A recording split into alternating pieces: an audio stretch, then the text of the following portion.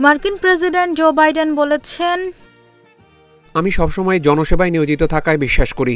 বিদায় নেওয়ার আগে নিজেকে প্রশ্ন করেছি, দেশের বর্তমানকে অতীতের থেকে ভালো করতে পেরেছি কিনা। হ্যাঁ, আমি পেরেছি, কারণ দেশবাসী আমার সঙ্গে ছিলেন। এছাড়া নিষ্ঠার সঙ্গে দায়িত্ব পালনের ক্ষেত্রে জিল বাইডেনের সমর্থনও প্রশংসনীয়।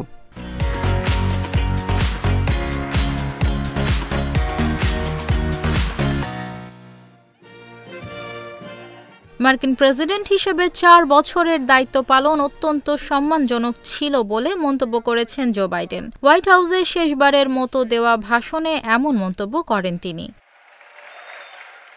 এ সময় প্রশাসনের কৃতিত্বের প্রশংসা করেন বিদায়ী প্রেসিডেন্ট বাইডেন। এছাড়া সমর্থকদের ধন্যবাদ জানিয়ে তিনি বলেন, তাদের সমর্থনেই সফলতার সাথে দায়িত্ব পালন করেছেন তিনি।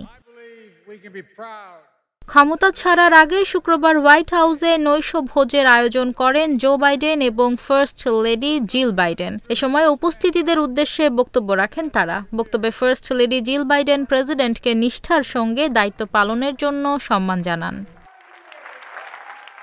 এছাড়া গত 4 বছর বাইডেনের জন্য শ্বাসরুদ্ধকর একটি সময় ছিল বলেও মন্তব্য করেন জিল বাইডেন। আগামী বছরের 20 জানুয়ারি নবনির্বাচিত প্রেসিডেন্ট ডোনাল্ড ট্রাম্পের কাছে ক্ষমতা হস্তান্তর করবেন জো বাইডেন।